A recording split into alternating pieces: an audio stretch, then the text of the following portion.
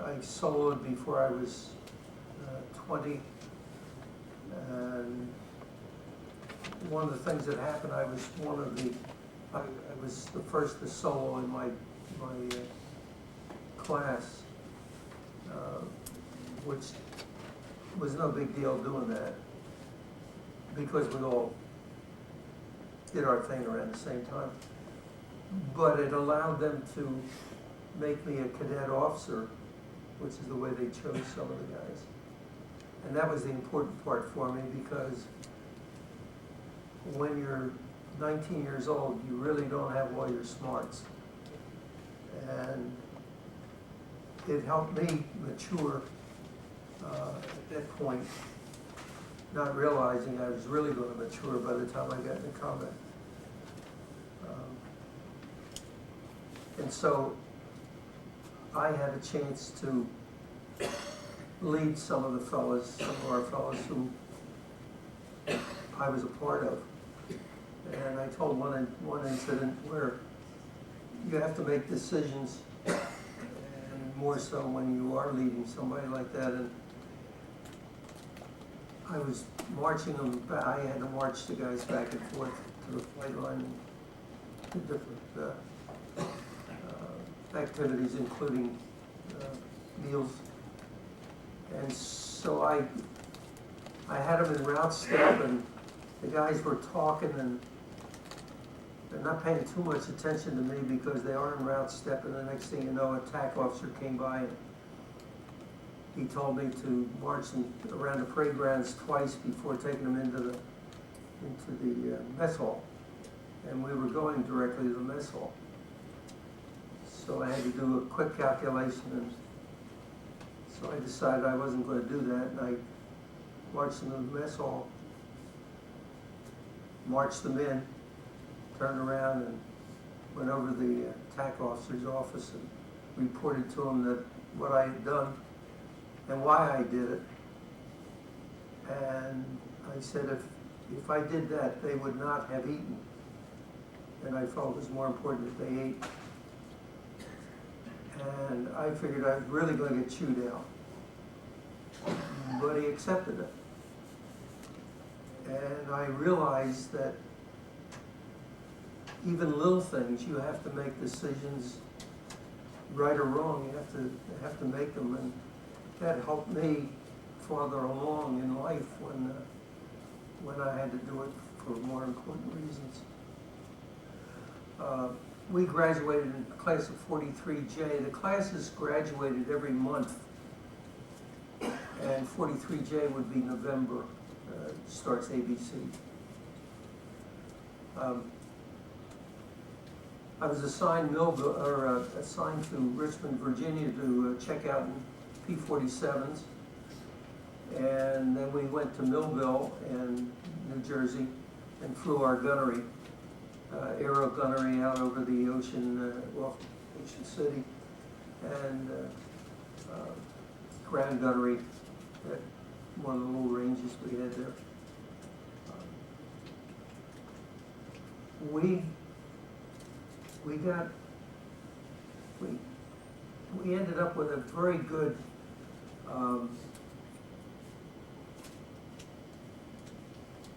it was good training for what we needed for combat. I had several hundred hours before I went into combat, and it was really worthwhile. We learned a lot from it. In fact, what we learned helped me in a dogfight later on. And if you're wondering who this guy is, that's me. And that indicates that I shot down one enemy aircraft. It was a FW-190. Had I not had that training in gunnery, I would not have had the skills to be able to do what I did. And that was true of all of us. I'm just giving you an example. I shipped over, we went over on the Queen Elizabeth, a very luxurious ship with about 16,000 troops on it. We were in stateroom for 2, and I think there were something like 22 of us in there. I think it was 4 bunks high all the way around the room. I was assigned to the 365th Fighter Group in Beaulieu. It shows you what the British do to the French language. And Beaulieu is spelled B-E-A-U-L-I-E-U, Beaulieu. That's what the British do to the French pronunciation. We flew our combat out of there. I joined them in mid-May of '44, which was 3 weeks before D-Day. D-Day being the 6th of June of '44. Before I joined them, they had gone operational on the 22nd of February and were immediately siphoned off by the 8th Air Force, as was every other group in the 9th Air Force. As they came online, they went right to the 8th Air Force to do escort work. And that was not our primary job over there. We were supposed to be training to be fighter bombers. And it took quite some time before they finally got that straightened out. But when they first went online, they didn't know how to dive bomb. They didn't have the electrical bomb release. They didn't know how much tonnage we could carry on any of the fighters. And it was really a mess. There were a lot of other incidental things, but it was screwed up.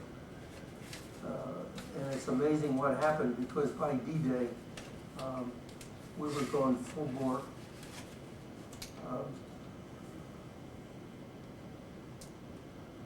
We were training, and I say we because I wasn't there at this point, but I'll use the we.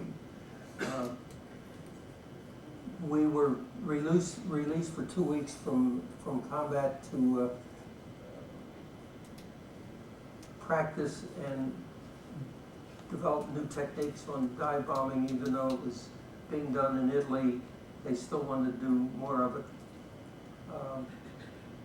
And they were still trying to figure out how much loads we could carry. And so Major Gray, he was my squadron commander at that point when it happened. He got everybody out on the field, got a P-47 weighted down with 2 500-pound bombs and about 800 pounds of load under the belly. And he took off with a full load. It took him the whole 6,000 feet of runway to get off. He got a little bit of altitude, came back across the field, right on the deck, and he did slow rolls. He decided to do it again, so he turned around, came back, and he did slow rolls. Then he landed with that full load, with all his fuel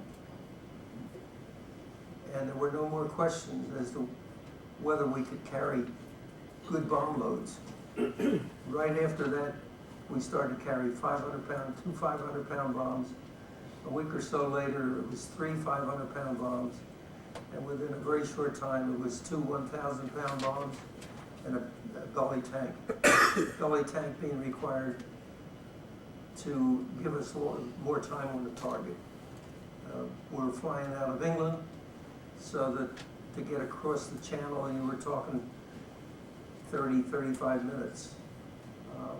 So you're losing better than an hour each time on a flight going over. And it was important to have as much time on the site when you were on the mission.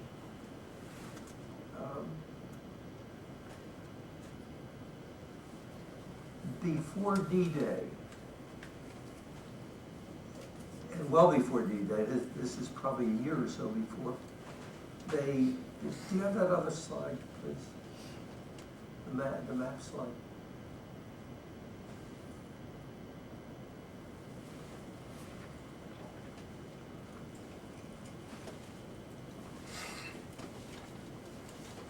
the invasion was going to take place right in here, England being up here. And you're looking north and south, basically. They decided that they would prevent the troops, German troops, from attacking from out beyond, so that they took the river, Seine River, which runs right along here, and these are all bridges going across. They took the Loire River down here, and then you had, I think it's the Aube River here, which also had bridges. So essentially, they wanted to take it so that this whole area was blocked off away from France, Belgium, Germany. And the idea was to knock out as much transportation as we could early on. And that transportation was affected by marshalling yards, rails, and of course it would be bridges, which came up later, and then it was also the trains themselves. And so we started out, and others did too, some of the bombers and all did it for marshalling yards. We were the most effective on it because of our developing more pinpoint type of bombing as against the mass bombing of heavy bombers and medium bombers. We knocked out, or tried to knock out, as many of the marshalling yards as possible. Despite the damage that you did, within a few days' time, they'd have them up and running again, because they'd pull the French and they'd pull other people that were displaced and use them as forced labor to rebuild. So that was an ongoing project rather than just knocking it out and there it's gone. On the trains, it was a little bit different, because for all the trains that we knocked out in this area, they were not going to be able to be used at D-Day, because once it's gone, it's gone. So they called it the choo-choo mission. And I will tell you that we did have missions that were fun. War is war and people get killed, but there are also things, particularly when you're 19 and 20 years old, that it's fun to see what you can do to, number one, destroy the enemy and to help your own troops. And when we went after a train, we tried to get them when they were moving. They had steam, and so when you went in on an engine, you could blow the boiler. The only problem with that is there was a lot of cast iron flying through the air as you went through it. But if you made it through there, why, that was a pretty good deal. And we knocked out one heck of a lot of trains. Well, once you knock the engine out, they're not going to be moving, and then you can wipe out the cars. And a gentleman asked a question in the early session about what was on the trains and whatever, and where you might go in on an engine, if you were going in, you might run across a train that has flat cars on it. And generally the flat cars were not exposed. They might have them encased in a freight car, drop the freight, side of the freight train down, and you're staring down the barrel of a bunch of guns aiming at you. And I decided that they were at the disadvantage because we had 850 caliber machine guns plus times the number of planes that we were going in, and normally if we're going in, it's one right after the other. So that was a worthwhile project. it still didn't cut down on their movement of troops enough, and they depended on the trains to move their troops. And so as a result, the last part of and we continued to do that right through the war, all the way through. We went after trains, we went after marshalling yards, and we also went after bridges. Well, the bridges are another story, because they waited till the last minute to knock out the bridges so that the Germans wouldn't have time to rebuild them. And the whole idea was, if you knocked out all those bridges all the way along in here, they weren't going to be able to bring their troops in without difficulty, either trying to wade them across waters, take them across by small boats and whatever, because the Germans were thinking we were going to attack up in Calais. So that in this area is where von Rundstedt had his troops, and he was expecting to have to deploy up to Calais. And what happens by the time we got the bridges knocked out and we came in here, he's trapped on this side, so he never was really in effect on the war. But the problem was, how were we going to knock him out? The bombers had been doing bombing for a year or two, and we're just getting into the game. And so nobody had any real confidence in what we could do, because we hadn't been able to show it. But through a few missions that had taken place, Quesada, General Pete Quesada, he was head of 9th TAC and 9th Fighter Command of 9th Air Force. He was in charge of all the fighter bombers in 9th Air Force. He went up to talk with them because the Allied Expeditionary Air Force. Lee Mallory was general in charge of that, and he was in charge of 9th Air Force, 8th Air Force, and all the British during that period of time. And he reported to Eisenhower. Well, he had people study it, and they had established that it was going to take 1,200 tons of bombs per bridge. That's 24 1,000-pound bombs, so 2,400 1,000-pound bombs.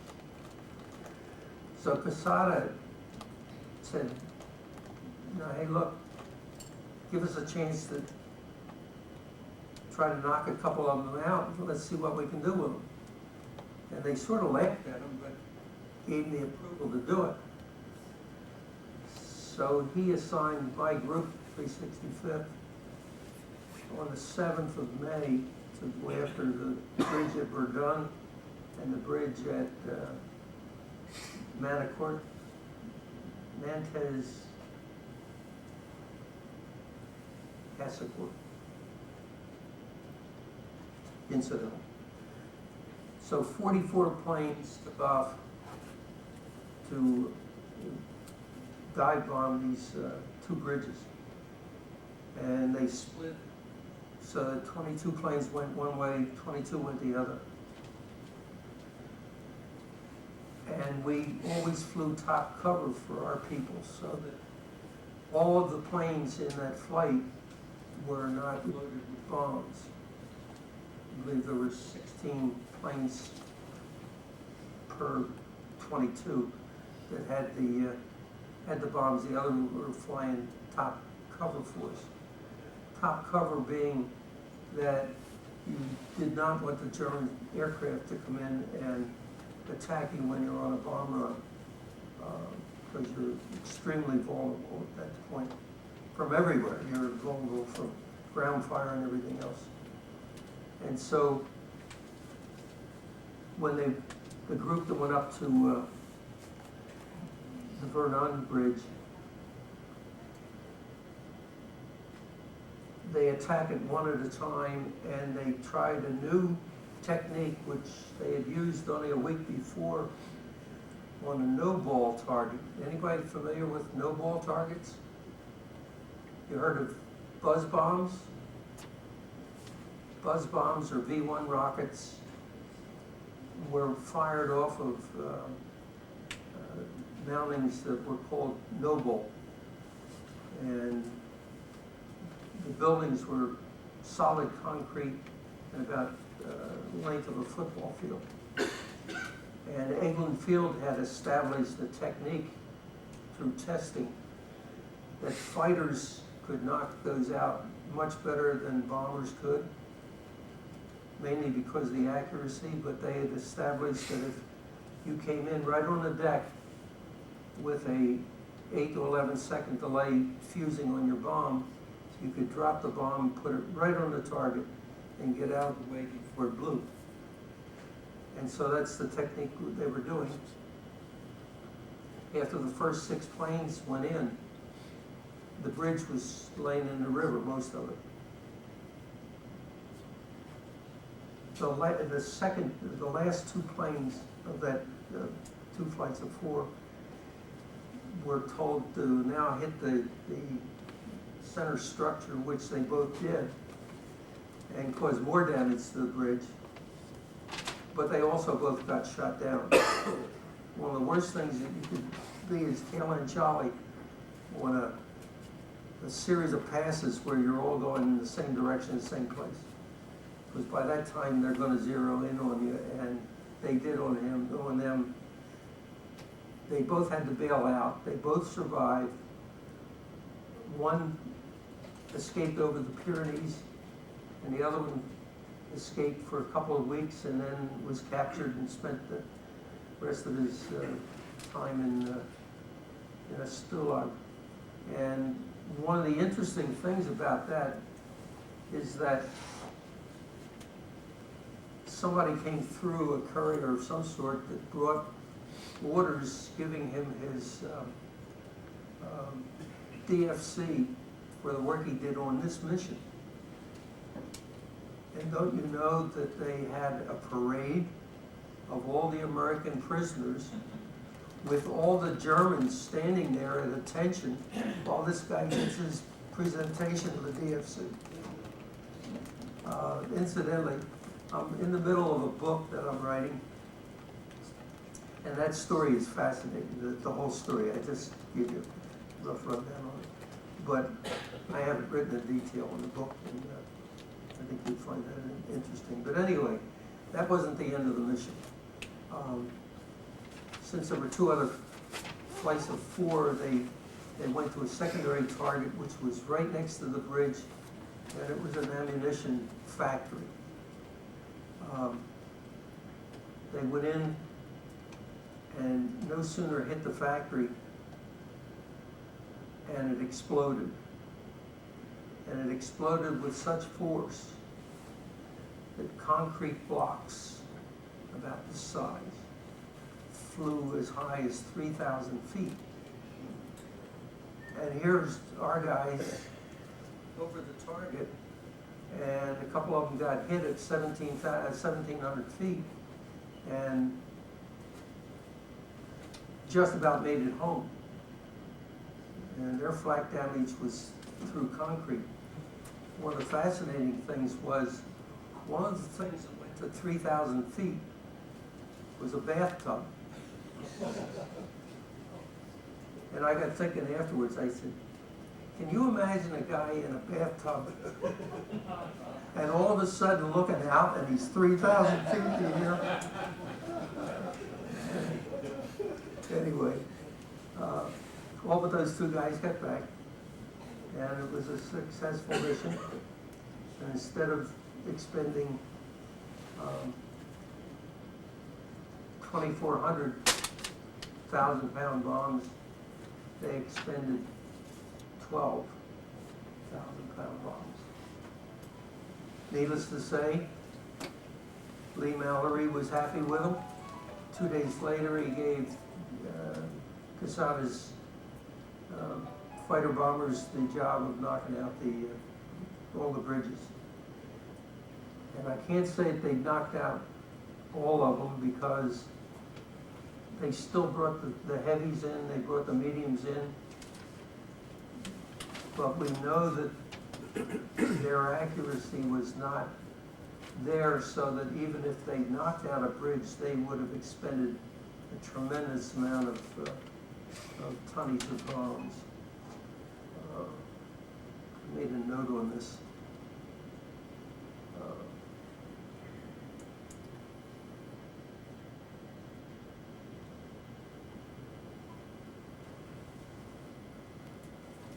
I mentioned the no-ball targets. Almost all of them were hit and knocked out by the bombers. They knocked out, I think, 107 of those sites. The trouble was, they dumped 1,942 tons per site. They lost 771 airmen and 154 aircraft, which led me to believe that we were there 2 months too late.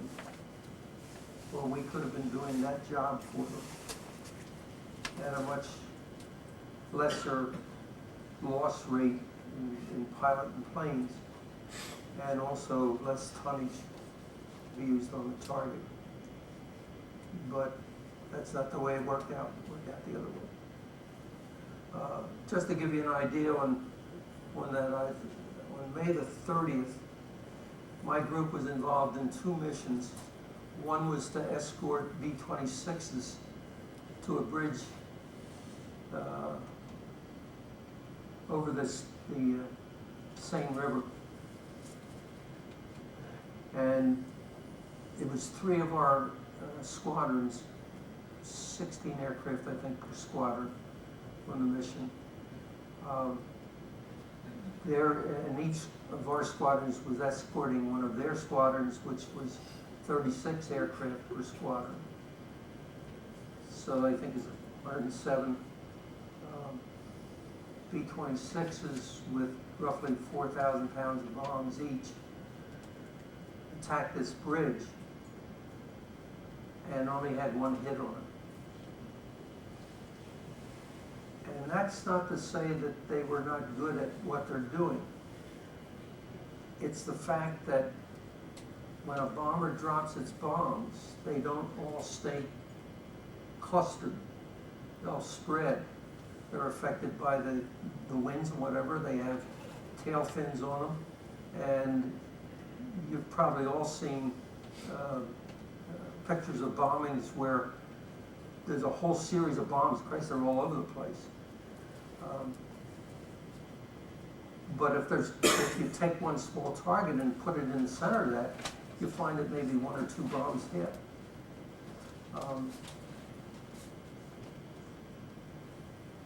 If you think of somebody taking a ball and bouncing against this, when he throws it each time, the object is to hit the thing. So the ball's hitting all over the place. And then suddenly you say, okay, put it through this hole. Well, he's still spreading these all around, but occasionally one will go through the hole. Well, that's where we came in, because we could put them through the hole. Not 100% of the time, but close enough that we were quite effective on small targets.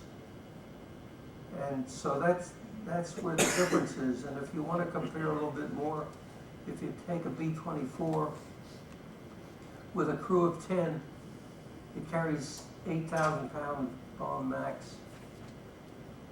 And I think it had something like 11 guns on it. I think that's another. If you take P-47s, we're carrying 8 1,000 pound bombs. We also have 32 machine guns, and they're all attack guns. They're not used for defense, which they are on bombers.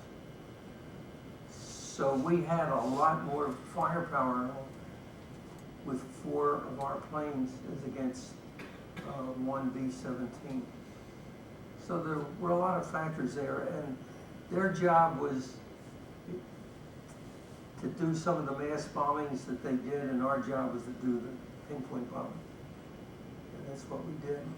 I'll give you an example. On May 30th, when we escorted these B-26s, they only had that one hit. That afternoon, we flew another mission. I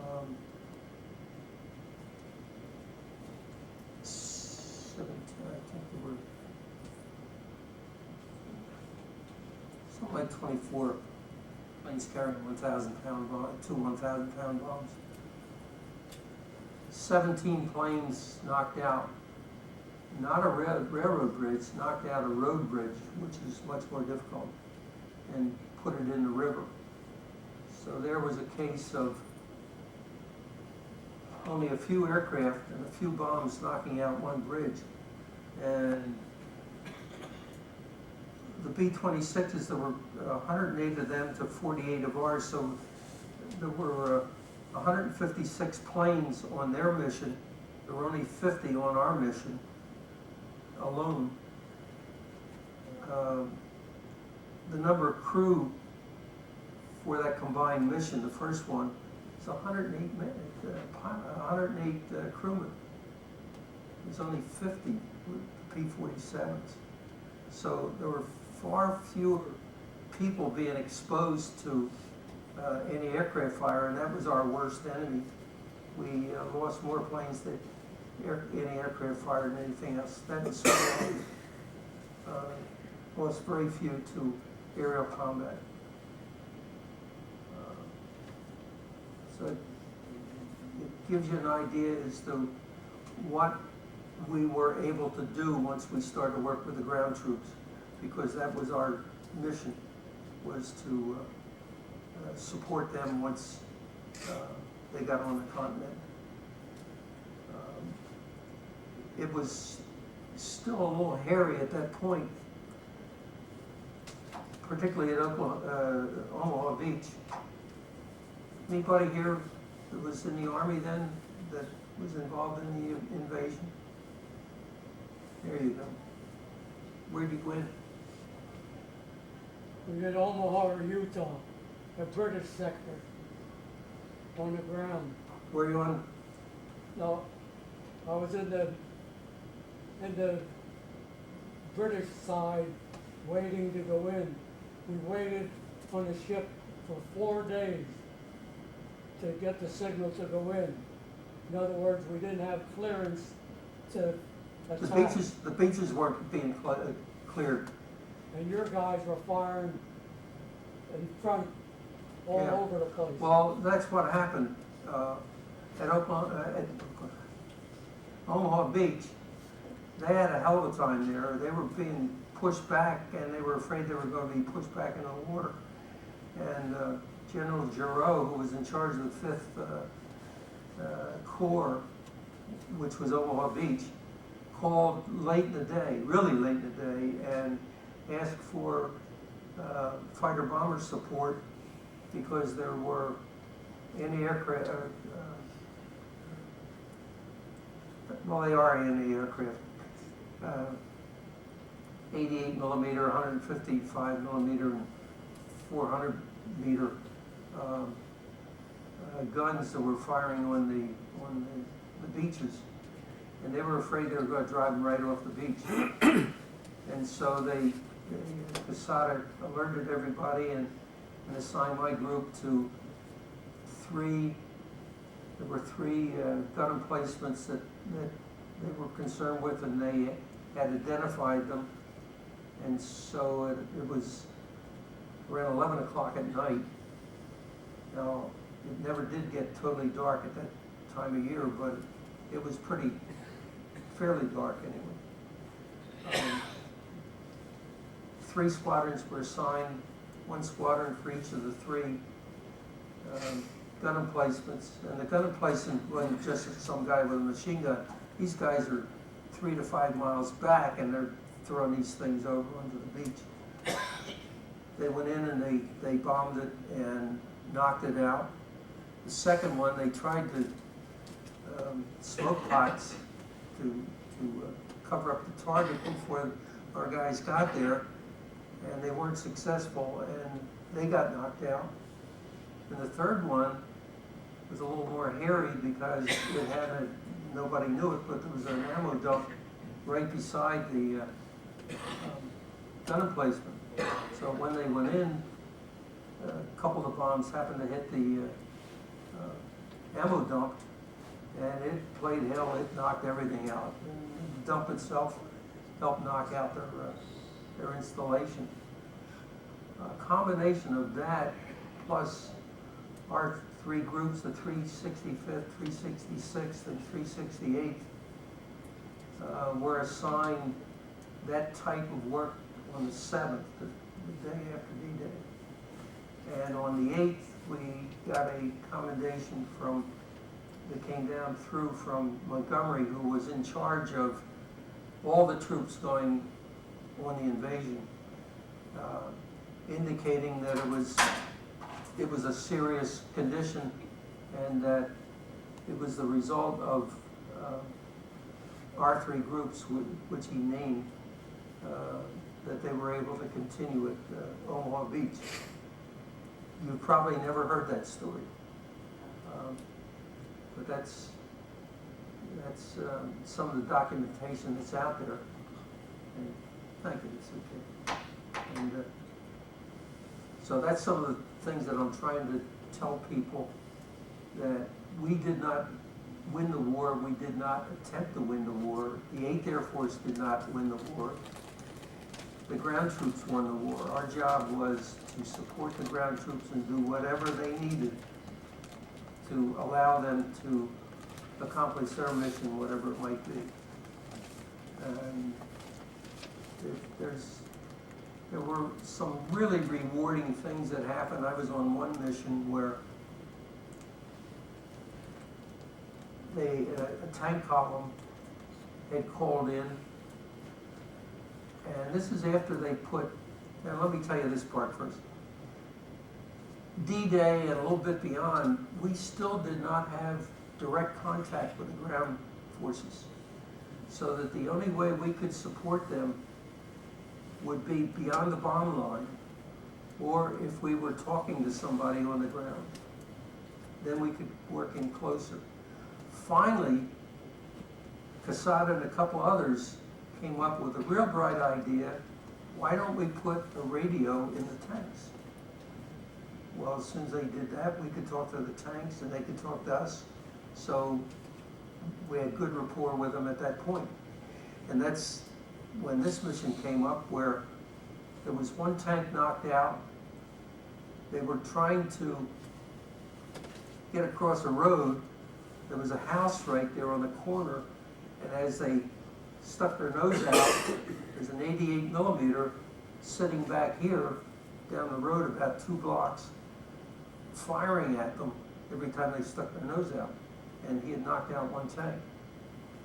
So Bob Fry, who was my flight leader, and I was in the flight, he took us in and we dive bombed this house, which had the 88 millimeter gun in it. And Bob put his bombs right in the house and totally demolished it, including the gun. And pulling up, Bob said, and he's one of the best pilots I ever flew with, he said, hold it, there's also a tighter tank here. So we started a gunnery pattern on it, and we kept strafing this tank. And God, you had to lift up because the antenna's sticking up. You're afraid that the antenna was going to go through your airplane. We really had a good pattern going on. And I got thinking afterwards, can you imagine being in a tin can and somebody's throwing rocks at you? Can you imagine? Well, that's what it would be like being in that big chunk of steel and 850 caliber machine guns firing on you, concentrating. we weren't penetrating him, but we got him shook up and he took off. So Bob directed our troops, told him, gave him the coordinates this guy's on. And he's gone away from the troops. He went about 2 blocks down, did a 180 and started back again. And Bob directed our troops to come in and they surrounded him and captured him. We never knocked out that tank, but they captured him and it took care of him. And the guy in charge got on the horn and you know, we always wore our hats, they called them beat up hats or whatever. We call them 90 mission crushes. He said, "I'll never swear at a beat up hat again." The funny part of it is, Bob always wore the grommet in his hat, so his hat was always stiff and straight. But when we did things like that, it was really rewarding. We could see it. If you think of your Christmas garden and you're looking down on it, that's the way it was when we were working there, because we're at low altitude. You could see everything, and it was neat to see when you were helping the troops. It was not neat when they fired on us. It was not neat if we fired on them. We lost one guy on right around D-Day who was fired on by I think the Navy. They fired shells and they fled. We had what they called IFF, identification friend or foe. It was a light on the bottom of one of our wings on the right wing, I think. And you could flash that, you flash the signal, and they could flash it too, so that you could identify each other. A lot of people didn't read the manual, I guess, because a lot of friendly fire took place. And I was saying that there was one of the missions right after D-Day that I was on, and I was flying Colonel Coffey's wing, and I was only a peon then. And not that I was anything much more at the end, but we were over German territory, flew back over the British territory, and the Germans were firing at us. The British started to fire at us. We hung a left and went over Omaha Beach, and they started to fire at us. We said, "So long, we'll see you tomorrow." And we took off, and here's a battleship out there squirting God knows what size shells, and the reason we knew it was that they had tracers. And so you could see these things, and it was like a hose being squirted. Well, Bob goes into this, Colonel Coffey goes into this crazy gyrations to get us out of there. And I said, "You son of a gun, you're not going to lose me." And we finally made it back. But they were some of the sad things that could happen. But all in all, that is no big deal for anybody.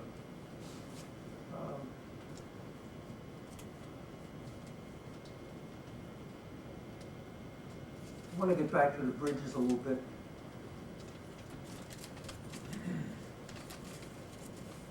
Just before D-Day, Casada assigned 13 bridges to be knocked out by the P-47s. And by the time we were finished, we had knocked out 12 out of the 13 just within a day or two. So we were becoming very effective in what we were doing. And the interesting thing is, going in on a bridge, where do you shoot? What do you shoot for? Well, we'd go after the abutments on either end of the bridge, knock out the abutments, and the bridge is gone. And the other thing that happens is when you dump it into the river, it stops river traffic too, because you put a barrier right across. So that worked.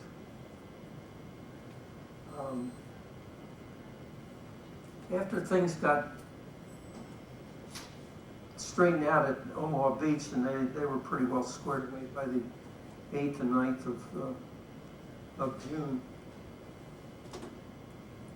Then, there's a button on here somewhere. Then General Collins, who was 7th Corps at Utah Beach, he started across. They felt that they had to take Carentan to get both Utah and Omaha beaches connected. And so he headed in that direction for Carentan and then continued across so that he cut off Cherbourg Peninsula, which is this.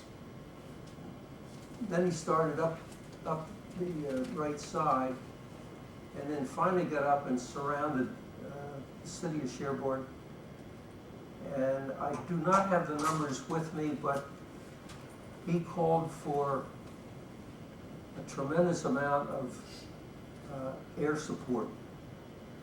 He had heavy bombers, medium bombers, British Typhoons, Spitfires, P-47s, P-38s, P-51s. He got everything. And a lot of guys, a lot of planes were lost on that day. What they did was go in waves. They started early in the morning, and one group, British, I think, started, and then, well, the last ones in are the worst off because everybody's expecting them, and the P-38s were the last in, and they had a lot of losses within a couple minutes. They lost something like 10 planes of pilots lost, plus God knows how much damage that finally got back to base. So it was not without loss that you accomplished a lot of these things. But I want to say this, and I said it before, if any of you have read or have seen the fighter pilot's story that Addison had done, and he also did some more in the war that they just showed recently. I felt that he gave a wrong impression of who we were as pilots. They had a lot of losses, and he had enough problems mentally with it that he actually lost the use of his one arm, his right arm, that controls the stick, and had to fly back with the other arm this way. And when you reach a point like that, you do not want to continue to fly combat, because those of us who were flying it and doing the work that we were able to do, we did not have the attitude that somebody was going to shoot us down. We had a positive attitude all the time. That's not to say that you weren't scared to a point where almost anything could happen in your pants, but by and large, well, you knew that you were going to run into flak. You knew you were going to run into one thing or another. We looked for aircraft all the time. We wanted to run into them. We wanted to tangle with them because we felt we were superior to them. And my group one day was out on a reconnaissance, and essentially we were looking for aircraft, German aircraft, and they obliged by, we had roughly 30 aircraft, and they came down at us in two waves of 30, total of 60 came after us. The first bats went down through and we went down after them, which sort of split us up some. And then we climbed back up only to find that these others came in. So the combination gave us a hell of a lot of dogfights. And by the time we were finished, we shot down 21, damaged 11, had one probable, and we didn't lose anybody. That's when I got my 1 FW. That's the only time I had a chance to tangle with them. And the only other scary thing, probably the most scary thing for me in my time over there, was in that mission. I had, right at the time I shot this guy down, somebody hit me from behind because my wingman was not there. And I took evasive action, got out of there. And there was a cloud nearby, and I flew into the cloud and flew out, only to find that I'm heading straight into an FW-190, head-to-head. You ever play chicken, doing something like that? Well, it goes through your mind in a flash as to what you're going to do. And I decided that if he's going to do anything, and he might just go straight at you, if he's going to do anything, he'll probably pull back. So I pushed the nose forward. I never saw the film, but the fellows that did said it looked like he flew right through the cockpit. We missed each other, and I don't think he got 2 hits on me. He was at least 2 up on me. He broke both my wing spars. And the plane had to be totaled. It was about that point anyway. It was a Razorback. It was one of the old ones. And that's when I got my second aircraft. Is that picture of the plane there?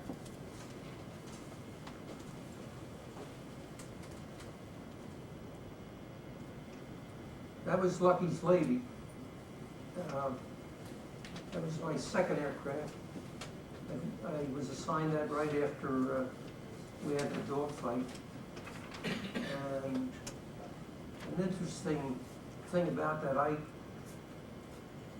had put in 99 missions, and they decided to send me home on leave. And this was in February.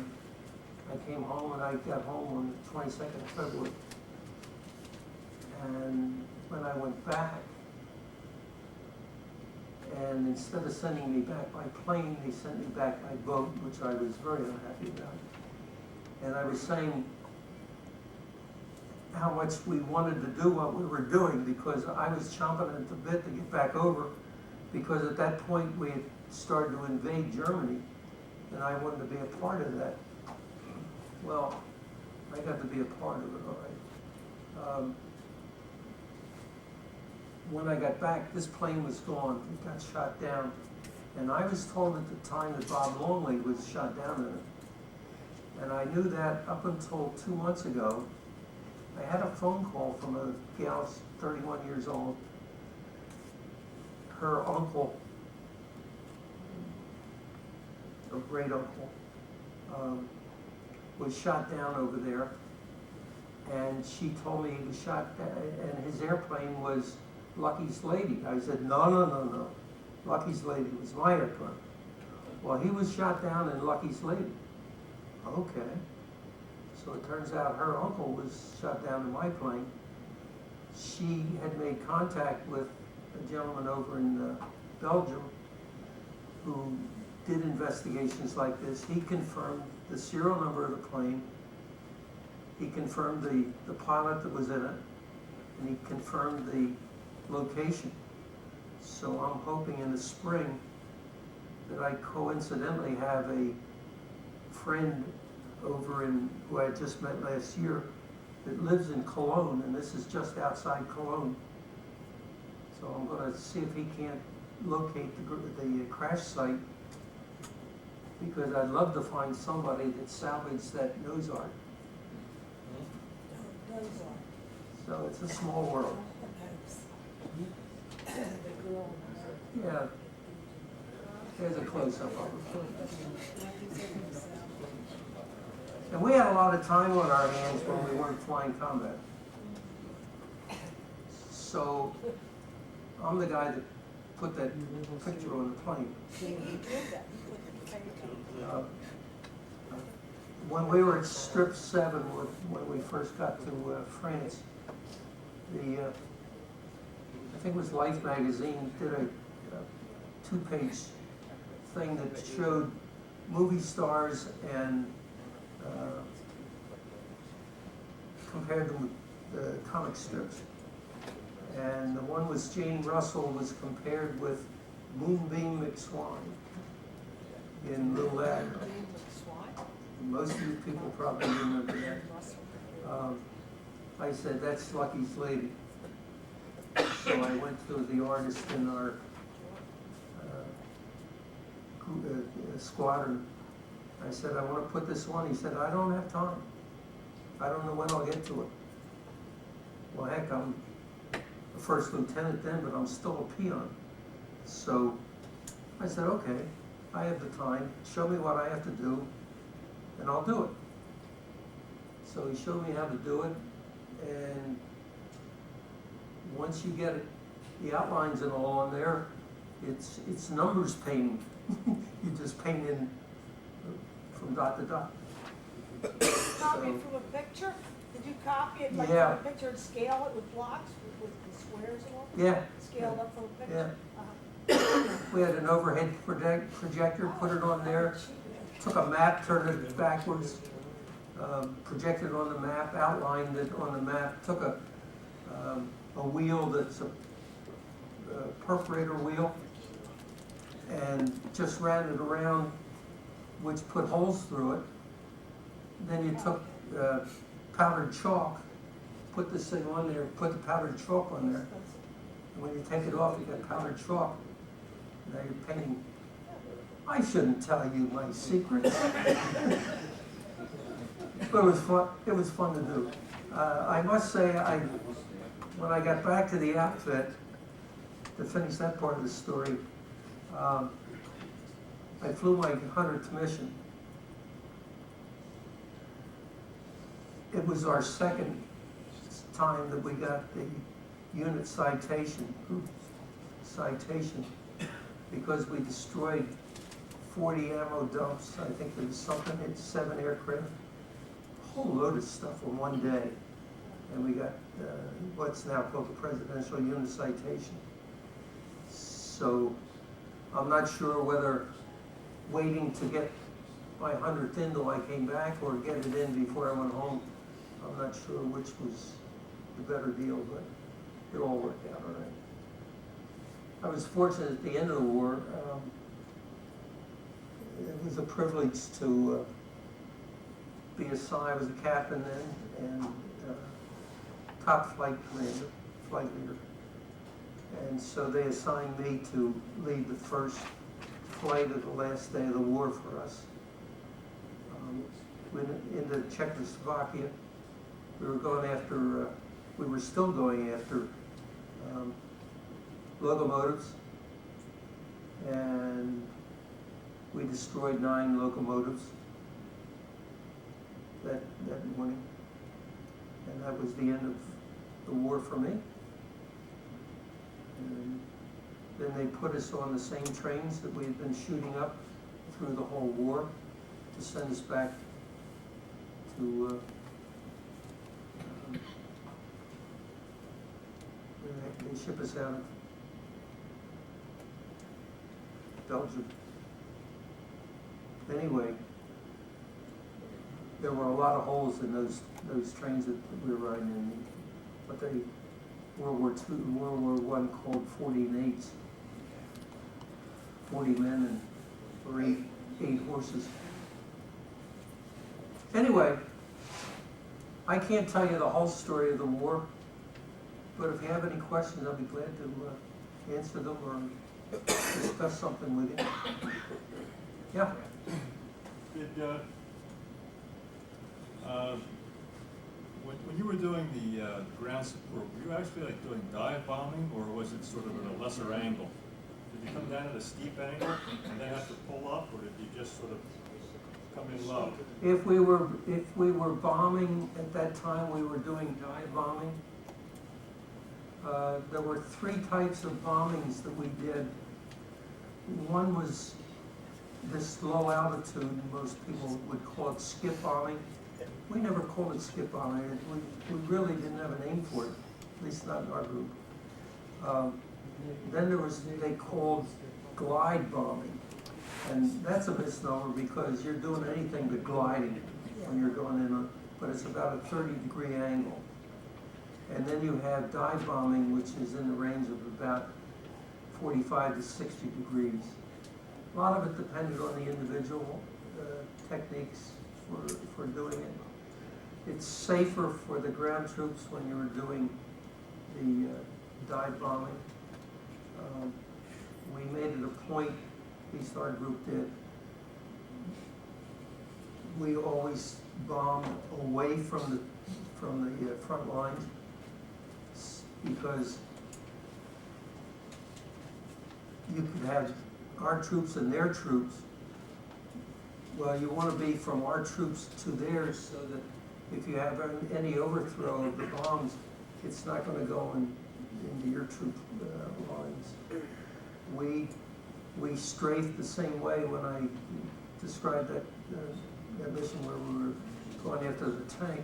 We were on about a 45-degree angle away from our troops, so that we tried never to do that. And we could get called in by either ground troops or, that is, foot soldiers or tanks. And we'd be assigned, and it wasn't a haphazard thing. We'd be assigned. We'd be assigned an area. We'd be assigned a group to work, or a column to work with. We had call signs back and forth. We'd be assigned to so-and-so. We had what they call a MEW, microwave early warning system, which is radar, and it was the top radar at that time. And they could pinpoint us in almost any area and give us vectors, so that when we were finished the mission, we might call them and just get a vector home, which helps support your decision on what direction to go, because you might start out in one area and you worked over to another area, and so it's nice to be able to get a straight line to home. But they could bring you home, and I was by myself by the time I was finishing that dogfight, and I got a vector home from them. And What was home? You never mentioned where your home base was. Never once did you tell us where you flew out of, what base. we started out in England at Bewley. We were on something like 11 bases in a year. So I really can't tell you exactly where we were. I was just wondering if I had that sheet in there. No, I don't have it. They tried to keep us as close to the troops as possible. Main reason being they want us over the lines as long as possible, to be as effective as possible. Before the invasion, where was your base? East Anglia? What were they? Southern England. All of the 9th Air Force installations were in Southern England. South of London. Yes, well south of London. It was only a stone's throw to get to the coast to head over. Can I ask you a question? Sure. Did you ever get air sick with those 4,000-pound bombs on it, with the plane going left and right, left and right? Did you ever get air sick? I never got air sick, period. I mean, you see what I mean? The cargo The shipping the box. counterbalance, Oh, that's a hell of a lot of weight. no, the scariest one, I don't think I told you this, I went in on one of my first dive bombing missions, with two 1,000-pound bombs, and at that time, we were using a cable release, which was the release that they used in the 8th Air Force to get rid of their external tanks once they dropped their tanks. Well, they had us using those to try to pinpoint bomb, which you can't do. And so I was in a plane that had that.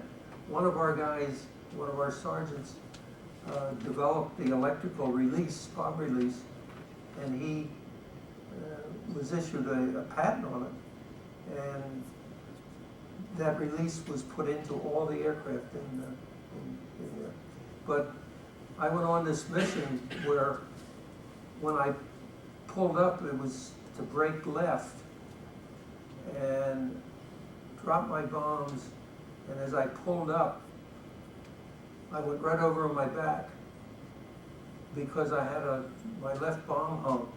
So I had 1,000 pounds of bombs on the left wing, nothing on the right wing, and centrifugal force thrown in. It just rolled me right over my back. And I said, that's one hell of an evasive maneuver, but not recommended. And we had a couple guys that happened to, and one fellow, he was recorded as saying, I almost augured in. And unfortunately, he did later. But as far as this getting sick is concerned, no. As a matter of fact, I was down, I have good friends that are down in Tennessee. Two of them own P-47s, and P-47s now are worth between $1 and $2 million a piece. Neil said, make sure you're out here. We're going up flying formation with Wes. He's coming in his P-51. And so we went up in a T-28 and flew formation with him. Neil flew it, then he flew on us, and then Neil said, it's your turn. So he turned the controls over to me. Well, hell, I hadn't flown formation since 1950. And that was work. So I said, geez, we'll come back. I said, it was just plain work. You have to work at it, but once you have it down and you're acclimated to it, you don't pay attention to what you're doing. It's just automatic. But the first time that they took me up down there, which was earlier in the year, we're just flying around, then they decided to do a little rat racing, and so they peeled off and went down like this. When we came back, I said, you know, the best part of that flight, they said, what was that? I said, when you peeled off like that, you started to pull G's, and that felt so good to be able to do that again. So you get it in your blood and you have it forever again. Yeah. I just got a question, probably related to this, but I had heard stories, and I don't know if they were true, about after the war, if you had the right connections, you could actually buy a P-51 Mustang or a P-47 Thunderbolt for anywhere from $12,000 to $15,000. Have you ever heard of that, or anybody that did that? Probably get some of them even less than that. P-47s, unless, what they did after the war, they did not bring any of those aircraft home. So the planes that you see flying today, with one or two exceptions, have never seen combat. They will be painted up in the markings of a particular group or particular squadron, but they were not flown in combat. My group we had to ferry a couple places. We ferried our planes to a place outside of Paris, and we ferried them to a place outside of Kassel in Germany. And my number 3 plane had probably 25 hours on it. And I ferried it over, and they had us jam them one right against the other. The only thing I salvaged out of it was my clock, and they bulldozed them. They bulldozed them. Sad. That's what I was just gonna say, after the war, all those planes, I happened to be at a field where they ran the bulldozer over the planes and destroyed them all. Yeah, I saw that happen. yeah. Really a shame. What, this is a P-47? Yes, sir. I'm not familiar with that aircraft, but what, speed-wise and distance, range, could you tell? Just basically, Our range is probably around 500 miles, something like that. Well, 550. there has to be something more interesting. Depends on what you're gonna put on it. You could extend that range considerably with external tanks. We could carry 3 external tanks. The problem with the external tanks, except what we were carrying 108 gallons in a belly tank, which if we had to, we could drop it. A lot of times we brought them home. It allows us to spend more time in the target area. The way the troops were moving through, we could be next to them one day and be 100 miles from them in a couple of days, And so the engineers had the problem of trying to get more fields built so we could keep up with them. My group happened to move more than any of the other groups over there. We were also, everybody claims first for one thing or another. We were selected to be the first group to fly out of Germany. The first group to be assigned the first base in Germany after we took enough ground to put the field on. how about, what was your maximum speed with that aircraft? But I mean, Compressibility. yeah, miles per hour, I mean, what, 250, 275? 600. Oh, really? You can hit compressibility. You don't want to get up in this, if you're able to get that, you're probably in a compressibility condition. What do you mean by it? Compressibility, you have the speed of sound, what is it, 700 and some miles an hour. Your Mach number is set as a percent of that. And so if you are 87%, I think we were around 82 or 87%. So when you reached, let's say it's 82% of 700 miles an hour, you are in compressibility. What happens is the airflow going across the wing, as it hits the wing, part of the air goes over the wing and part of the air goes under the wing. The air separates, and then it comes back down again. The faster you're gone, the higher that air goes, like this, until finally you're going fast enough that the air hits there and goes straight up. And you have no airflow. And if you have no airflow, you're stuck, and that's compressibility. A quiet question. Yeah, You went to England on the Queen Elizabeth, right? yes. And what did your planes go on? What did your 47? How'd you get the 47s to England? They went over on freighters or That took a long and strenuous haul. yeah. What they do is take the wings off. They took the wings off and they put something like Cosmoline or something like that on them protect them from the salt, because there was so much aluminum all on there that you could destroy it in no time with the salt air. There were some aircraft that were flown over, not too many. They'd bring them into the ports over there and then reassemble them and then fly them to the assigned bases. We had the bubble canopies to begin with, and we started to get the Razorbacks to begin with. And we started to get the bubble canopies in May. So that it took a while to get the new aircraft. Yes? Near the end of the war, did you encounter any Messerschmitt jet fighters? What do you mean at the end of the war?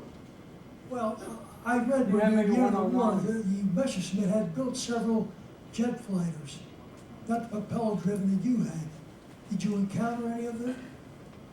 I saw one that was probably 10 to 15,000 feet above us. I don't have the records here, but we shot down, I think we shot down in the air, I think we shot down about 9. People have talked about how good that aircraft was, but you fight at your own advantage and at the other guy's disadvantage. I don't know what that advantage and disadvantage is with the ME-262, except that they could go a hell of a lot faster than we could. And they could climb faster than we could. They could not outdive us. In fact, there's no aircraft that was built at that time that could outdive us. I understand they only had 15 minutes of flight time before they ran out of fuel. Is that correct? No, I think they had more than that. I think they had more than that. Might be able to get that information up at Willow Grove. You know, they have that 262 up there. That's a 2-seater. It wasn't a combat plane, but they probably have the specs on it. Yes? When the war ended, I was stationed in Nordenham, Germany. I don't know if you ever heard of the town or not. But that was where I was stationed, was a German aircraft factory. Okay. And they had finished planes parked on the side of the road because they couldn't fly them because they had no petrol for them. No Right. gas. There was 2 planes there that I had never seen before, and I asked my captain, I said, what's that? He said, these are jets. I said, what? What's a jet? The Germans had them. They were operating them toward the end of the war, but they weren't perfected. And these 2 planes that were parked there when I was there, they were disassembled and sent back to the States, and that's how America got the results to start our jet program. Those 2 planes, that's what I was told. No, sir. No, May I I'm have wrong. your attention, please? The library is closing in 30 minutes. Copiers will be turned off in 20 minutes. Please do all copying and computer printing jobs now. If you need to apply for a library card, do so now at the circulation desk. The P-80, our P-80, didn't quite make the war, but it was developed before the war ended. That's not to say they didn't get more technology out of that aircraft, but they flew quite a few of them. I do not know the total numbers, I haven't been able to find it yet, of number of those planes that our people had shot down. But I know we accounted for quite a few of them in my group. In fact, the first guy in the 9th Air Force to shoot one down was a guy named Boudreaux, and he was from my group. You mentioned, you flew on the Korean War too? Yes, sir. So you were flying jet, you were flying jets? F-84s. F-84, wow, so that was quite a transition, I guess, the first time. Yeah, I you flew a jet. Not really. The biggest difference is the tricycle gear is against the tail dragger. P47 being a tail dragger, 3-point this way. The other's three points the other way. If I had my druthers, I'd have rather had the P47 over there. Yeah. That was a nasty war. We, at least you knew there's a good chance of survival if you had to get out and walk in Europe, but if you had to get out over there, you're pretty well gone. We had to fly cap over several people, and that's no fun. Would you say what? Fly cap. Fly a cap over them. Fly over, and if you saw anything coming after them, go after them. In other words, try to protect them until a helicopter or a plane could get in to pick them up.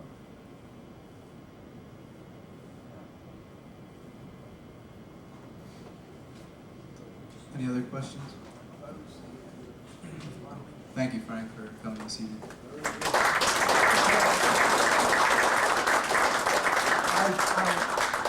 You have an advantage over me. You only had to hear this talk once. I had to listen to it twice. Well, good for you. Good job. Thank you.